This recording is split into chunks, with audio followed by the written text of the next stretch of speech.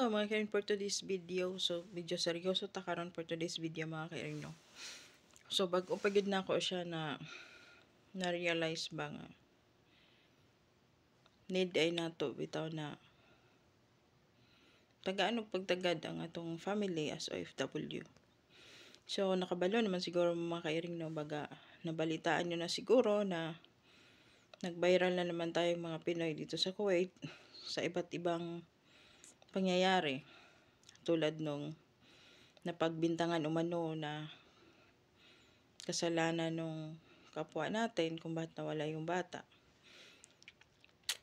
Tapos yung pangalawa, meron daw nawala ng buhay, 2 kapwa din natin Pilipino dahil daw nasabugan ng tangke ng gas.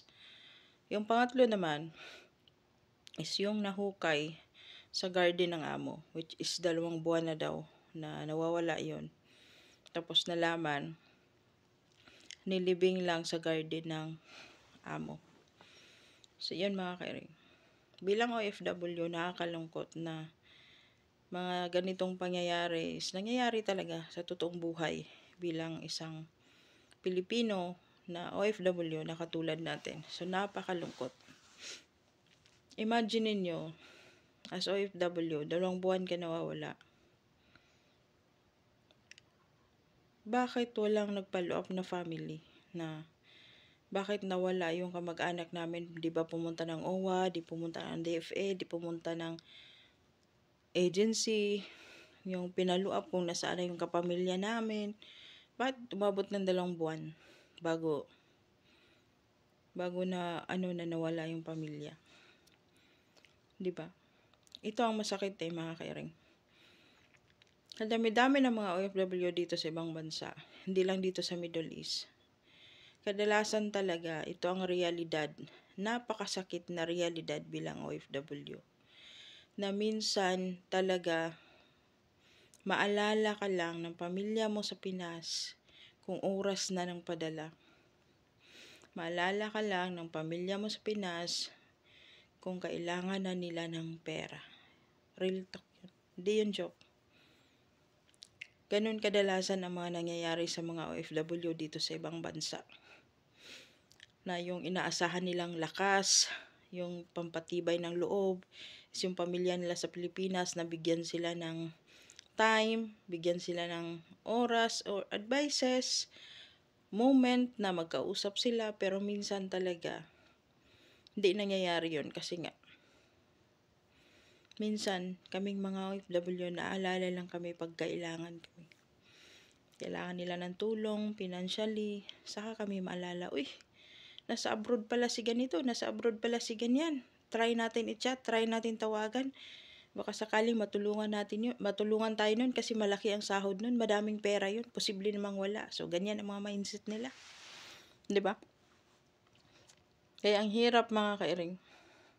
Kaya minsan naisip ko na napaka-tatag ng OFW na nakasurvive sa sitwasyon na stress na sila pero nagpatuloy sila sa sitwasyon na hirap na sila pero pinili nilang maging matatag para masurvive na ang buhay mag-isa. Yung kalungkutan sa bawat oras at minuto ng buhay mo na nandito ka sa malayo. Tapos yung inaasahan mong pamilya na kukumusta at aalalay sa'yo.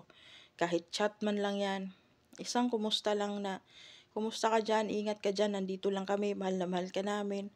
Naku, napakalaking tulong na yun para sa aming OFW na kahit sobrang pagod ng trabaho, kaya naming isurvive sa bawat araw dahil alam namin na meron kaming pamilyang uuwian at maaasahan na mahal kami. Pero wala, hindi lahat ganun. Hindi lahat ng pamilya ganun sa Pinas. Kadalasan talaga ang tingin nila sa amin is bangko. Kadalasan tingin nila sa amin is ATM machine. Taga-sagot kung may problema sila. Taga-bigay kung kailangan nila ng tulong. Tapos ang masaklap pag wala kang maibigay, sabihin na daamot ka, masama ugali mo. 'Di ba? Imagine 2 buwan na nakalibing si kabayan. Wala man lang sa balita na ang pamilya pumunta ng OWA, pumunta ng agency, no? Hindi natin alam kung ano pumasok sa utak nila. Siguro gumawa naman siguro sila ng way, pero hindi lang umabot sa point na talagang pumunta sila ng OWA or agency para ipalop yung pamilya nila. 'Di ba? Napakasakit. Imagine niyo, mga kairing, kung yung sahod nyo nilubos-lubos yung ipadala kada buwan, tapos sa oras pala na mapahamak kayo dito, ni isa walang makaisip sa inyo. 'Di ba? Ang hirap. Kaya kung isa ka mang OFW ngayon, wag mong i-goal sa buhay mo na magtagal ka dito.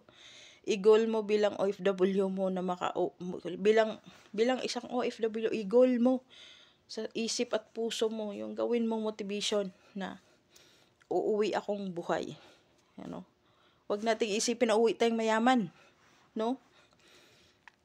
Ang talagang i-goal mo sa buhay mo habang nandito ka, uuwi akong buhay sa Pilipinas.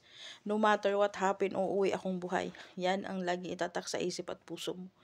Huwag mong sabihin na pagod ka na, may ano ka na, may sakit ka na, hindi ka pa uwi kasi hindi ka pa mayaman. Huwag ganun. Talagang pangarapin mo at ipagdasal mo na makauwi ka ng buhay sa Pilipinas. 'Di ba? Kasi kung magsisikap naman siguro tayo, makakuha naman tayo siguro ng pera. 'Di ba? Kikita naman siguro tayo ng pera. Kasi ako goal ko dati talaga is mag-ipon ng mag-ipon. Kapagpatayo ng sariling bahay, magkaroon ng sariling lupa. Yan ang goal ko noon, kaso wala nasa maling timing at saka maling tao at maling mga tao yung pinagkakatiwalaan ko noon, kaya wala akong naipundar ng mga time na yon. Sa awa ng Diyos, nakasurvive naman ako until now, at ngayon pa lang ako nagsisimula para sa mga gusto kong gawin na dapat noon pa. Pero lagi ko talagang pinagdadasal na uuwi ako ng buhay sa Pilipinas. Kaya kayo dyan, mga pamilya sa Pilipinas, kumustahin nyo naman kami. 'Di ba? Kumustahin nyo naman yung pamilya nyo na OFW. Huwag yung kukumustahin nyo lang dahil kailangan nyo ng pera. Huwag yung kukumustahin nyo lang dahil birthday nyo, kailangan nyo ng pang lechon, pang birthday cake. Huwag yung kumustahin nyo lang dahil nagkasakit yung pamangkin, nagkasakit yung anak, nagkasakit yung ganito, kailangan ng tulong, kailangan mo ng irigaluhan si ganito. Diyos ko, pag OFW kami, ang dami namang responsibilidad sa mga kamag-anak. Tapos, pagtanggihan mo, masama ka na. Kasabihin, pahiram. Tapos pag siningil mo, sasabihan sa'yo, huwag mo muna akong singilin.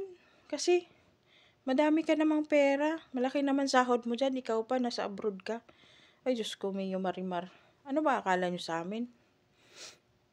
Umupo lang dito sa loob ng isang buwan, tapos may sahod na. Naganda, hirap-hirap din kami.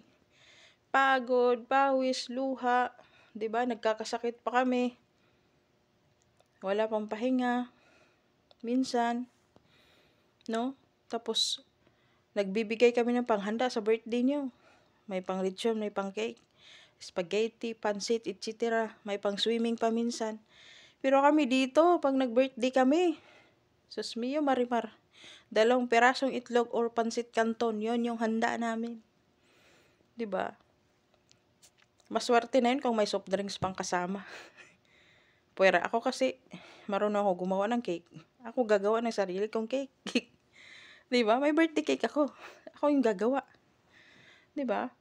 So, hindi kami mayaman dito. Hindi rin masaya yung buhay namin, pero pinilit naming maging masaya at matatag para sa pamilya namin sa Pilipinas. Pero sana kayong pamilya dyan sa Pilipinas, bigyan nyo naman kami ng halaga. Oras, effort, kahit konting chat lang yan, mag-ingat ka dyan, kumain ka dyan, igalagaan mo sarili mo, mahal na mahal ka namin, sana makauwi ka na. Naku, malaking tulong na yun. 'Di ba? Hindi ko maisip na sa sobrang sakripisyo ng mga OFW na kababayan natin, pumunta tayo dito may pangarap na buong buo, tapos uwi tayong bangkay. Ang hirap. Tapos ang matindi pa doon, uwi na nga tayong bangkay, wala pang hustisya. Walang hustisya pag nandito ka. Pag dito ka nawala ng buhay, walang hustisya. 101% walang hustisya.